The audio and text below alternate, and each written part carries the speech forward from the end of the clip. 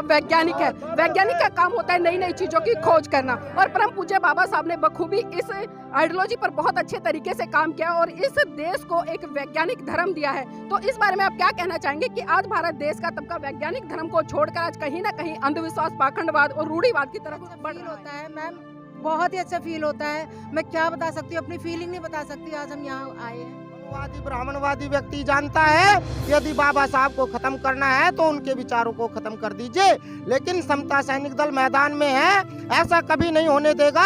बाबा साहब का संविधान जब तक जिंदा है तब तक बाबा साहब जिंदा है। की जितनी विधानसभाएं हैं उसके अंदर में आज के वर्तमान में जो सरकार बैठी हुई है वो मनुवाद को कायम करना चाहती है, बाबा साहब के संविधान को परिवर्तित करना चाहती है, और वो इस तरीके से करना चाहती है जैसे स्लो पॉइजन दे करके किया करते हैं।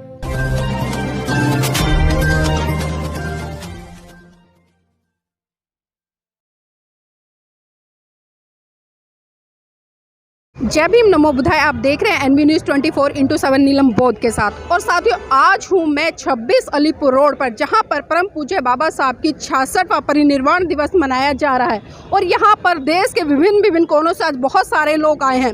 लेकिन साथियों, आपकी जानकारी के लिए एक बात और यहां पर बताती चलूँ, आज मैं कम से कम 20-25 किलोमीटर की यात्रा तय करके आई हूँ। लेकिन जो दिल्ली सरकार या केंद्र की सरकार जिस बाबा साहब का नाम लेकर लगातार राजनीति करती है, लगातार बहुजन समाज का वोट बैंक लूटने का काम करती है, आज उन्हीं महान पुरुषों का एक भी पोस्टर पूरी दिल्ली में दूर दूर तक मुझे दिखाई नहीं दिया। और जिस तरह से मैंने 26 अलीपुर रोड का जो माहौल देखा है, यहाँ भी दूर दूर तक आसपास कोई भी एक भी पोस्टर ऐसा दिखाई नहीं दिया गया कि जिसमें कि परम पूज्य बाबा साहब के परिनिर्वाण दिवस पर श्रद्धांजलि दी गई हो। आपकी जानकारी के लिए बता दूं कि यहाँ पर कुछ बहुजन संगठन लगातार पिछले काफी सालों से 5 तारीख की रात से लेकर 6 तारीख की शाम तक बाबा साहब का परिनिर्वाण दिवस सेलिब्रेट करते थे और यहाँ पर आदरांजलि देने आते थे। लेकिन पिछले 2-3 सालों से उस कार्यक्रम को भारतीय जनता पार्टी के द्वारा बंद कर दिया गया है। और जब आज हम यहाँ पर पहुंचे तो जो भारतीय जनता पार्टी है उसके कुछ प्रतिनिधित्व मंडल के अधिकारी जैसे कि दुष्यंत कुमार गौतम जी हैं, आज भारतीय जनता पार्टी की तरफ से यहाँ पर कार्यक्रम का आयोजन किया जा रहा है। और यहाँ पर दूर दराज से बहुत सारे लोग पहुंचे हैं। और इसी कड़ी में मेरे साथ में समता सैनिक दल के राष्ट्रीय अध्यक्ष उमेश सिंह गौतम जी है। उन्हीं से जानना चाहूंगी, आज जिस तरह से बाबा साहब का परिनिर्वाण दिवस सेलिब्रेट किया जा रहा है, खासकर मैं जानना चाहूंगी कि आज पूरी दिल्ली का भ्रमण हमने किया। एक बीजेपी सरकार है, एक केजरीवाल की सरकार है, दोनों ने एक भी पोस्टर आज लगाने का काम नहीं किया, तो इस पर क्या कहना है? सच्चाई तो यह है कि परम पूज्य बोधिसत्व बाबा साहब डॉक्टर अम्बेडकर जी का पूरा जीवन जातिवाद के खिलाफ में लड़ते हुए इस देश के अंदर में समतामय समाज बनाने के लिए बीता। बचपन से लेकर के आखिरी दम तक बाबा साहब डॉक्टर अम्बेडकर जिस व्यवस्था के खिलाफ लड़ते रहे और लड़ते लड़ते उन्होंने यहाँ तक पहुँचाया पूरे भारत का, जो हजारों साल से जातिवाद का गुलाम रहा देश, और विदेशियों का तो रहा, विदेशियों से ज़्यादा यहाँ जातिवादी लोगों का गुलाम रहा। विदेश से आने वाले लोग तो अंग्रेज भी चले गए, हुण भी चले गए, फ्रांसीसी चले गए, कोई 200 साल रहा, कोई 300 साल रहा, परंतु जातिवाद यहाँ पर हजारों साल से कायम था, आज भी कायम है।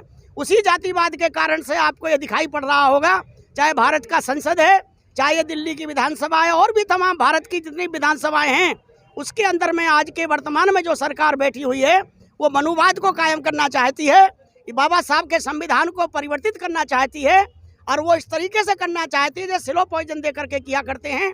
इसी के विषय में मैं आपको कहना चाह रहा हूँ। आप पोस्टर की बात तो बहुत छोटी है, अभी हम संसद भवन के अंदर थे, बाबा साहब डॉक्टर अम्बेडकर ने जिस संसद का संविधान बना करके गौरव बढ़ाया पूरे भारत और पूरे दुनिया में, और दुनिया कहती है कि ऐसा संविधान पूरे संसार का संविधान नहीं है जैसा बाबा साहब ने बना के तैयार किया। अपनी मेहनत से, अपने कष्ट से, अपने तमाम प्रकार के जुल्म अत्याचार सहने के बावजूद भी बाबा साहब ने सबके लिए कल्याण की भावना के साथ संविधान बना के तैयार किया। और ये जो 26 अलीपुर बाबा साहब का निवास है, खुद मेरे नेतृत्व में 1990 के अंदर में यहाँ बहुत बड़ी जंग हुई थी, और ये विधानसभा आपको मालूम होगा यहाँ के तमाम MLA तक को सीधा करना पड़ा था, तब जाकर के ये बाबा साहब की प्रतिमा दिल्ली की विधानसभा में स्थापित हुई। कोई भी समाज की ताकत के बल पर अगर खड़ा होगा तो शासक भी सही दिशा में चलेगा। हमारा काम वही है, हम शासक से आशा नहीं कर सकते कि वो हमारे इस संविधान के अनुसार चलेगा। इसलिए समता सैनिक दल का आंदोलन पूरे भारत में है। अभी समता सैनिक दल का एक बहुत बड़ा सैल्यूटिंग कार्यक्रम भारत के संसद के अंदर में था, जहां देश के राष्ट्रपति, प्रधानमंत्री सभी आते हैं, परंतु उनसे भी पहले बाबा साहब का बनाया हुआ संगठन समता सैनिक दल बाबा साहब को सैल्यूट करता है। वो करा करके हम इस बाबा साहब की पवित्र भूमि पर जो आखिरी सांस बाबा साहब ने ली थी यहाँ पर, ये वो पवित्र भूमि है। इसको हमारे जवान सैकड़ों की संख्या में सैल्यूट करने आए हैं। हम ये भली भांति जानते हैं, सरकार चाहे दिल्ली की हो चाहे भारत देश की पूरे की हो, उसमें चलाने वाले लोग वही जातिवादी लोग हैं, वही ब्राह्मण कल्चर को स्थापित करने वाले लोग हैं। हम तमाम जितने भी बाबा साहब के फॉलोवर हैं, हमें संकल्प लेना है कि इस देश के अंदर में बाबा साहब के विचारों को स्थापित करना है, बुद्ध के विचारों को स्थापित करना है। और जो लोग जातिवादी लोग हैं, हम संविधान के रास्ते पर चल करके उनको भी सही दिशा में लाने का काम करें, ऐसा संकल्प लेने हम तमाम साथी आए हुए हैं। मेरे साथ दल के राष्ट्रीय मुख्य सलाहकार आदरणीय प्रकाश चंद जी, जो वरिष्ठ वैज्ञानिक भी हैं, और हमारे साथ उत्तर प्रदेश के जो अध्यक्ष हैं, प्रोफेसर हैं अपने पीपी सिंह अशोक साहब, वो भी हमारे पूरी टीम के साथ आए हुए हैं। राष्ट्र की टीम में हमारे साथी बीडी सुजात जी से लेकर के और तमाम राष्ट्र के टीम के साथ दिल्ली प्रदेश के कमांडर और तमाम साथी हमारे बीच में हैं।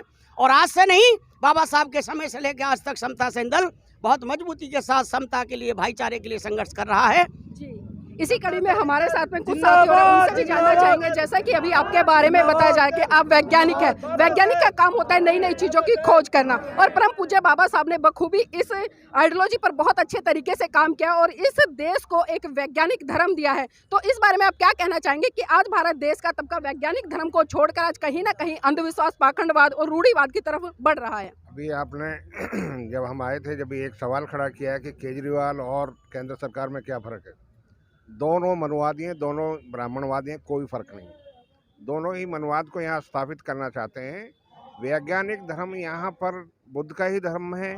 बुद्ध के धर्म को जो है जितना कमज़ोर किया जाए, दोनों सरकारें उतना ही काम कर रही हैं। केजरीवाल की सरकार में बैठे मंत्री और केंद्र सरकार में बैठे मंत्री तो ये दिन रात कोशिश कर रहे हैं कि लोगों को कैसे छला जाए, कैसे बहकाया जाए और कैसे जो है इस वैज्ञानिक धर्म को जो है कमज़ोर किया जाए। हालांकि जो है यहाँ केजरीवाल की सरकार में बैठे मंत्री ये दावा करते हैं कि हम 25 करोड़ लोगों को बौद्ध बनाएंगे, लेकिन आज तक तो उन्होंने अपने घर के लोग बौद्ध नहीं बनाए। झूठे वायदे करते हैं सारे के सारे। तो इनमें चाहे केंद्र सरकार हो चाहे जो है केजरीवाल की सरकार हो, कोई भी फ़र्क नहीं है। दोनों एक ही थैली के चट्टे बट्टे हैं। बल्कि जो है केजरीवाल तो और भी घातक है, क्योंकि केजरीवाल पढ़ा लिखा है, पढ़ा लिखा आदमी ज़्यादा खतरनाक होता है।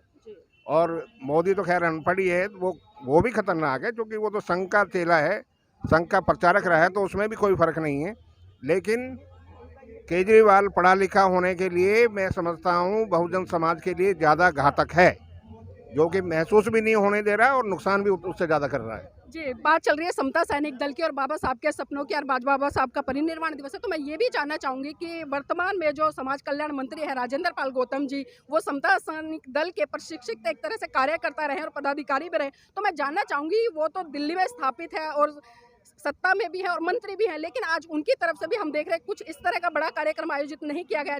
जहाँ तक राजेंद्र प्रसाद जी की बात है, राजेंद्र पाल गौतम जी की, वो समता सैनिक दल में सैनिक से लेकर के तमाम पदों पर रहे हैं। वो अच्छे कार्यकर्ता रहे हैं। वो व्यक्ति मिशनरी व्यक्ति हैं, बुद्ध और बाबा साहब के मानने वाले हैं। परंतु जिस सरकार में जो उनके बॉस हैं, कोई भी घर, कोई भी देश जो चलाने वाला होता है, मुखिया, उसके निर्देश आदेश पर चलता है। उनकी जितनी सीमाएं हैं वहाँ उस प्रकार की काम कर सकते हैं। वो सीमा से बाहर नहीं जा सकते। इसलिए बाबा साहब डॉक्टर अम्बेडकर ने समता सैनिक दल को एक ऐसा आज़ाद संगठन स्थापित किया था कि ये किसी सरकार का गुलाम ना बने, ये किसी भी सिस्टम का गुलाम ऐसे का ना बने जो जातिवादी सिस्टम हो। इसलिए समता सैनिक दल में जब तक वो रहे, युद्ध के स्तर से आप काम करते देखा होगा आपने। चूँकि सरकार है, सरकार में बैठे हुए लोग उनके मुखिया हैं, उनके ऊपर भी और बहुत लोग बैठे हुए हैं। वो अकेले व्यक्ति उस सिस्टम में रह करके नहीं चल सकते जिस तरीक़ा से आप चाहती हैं।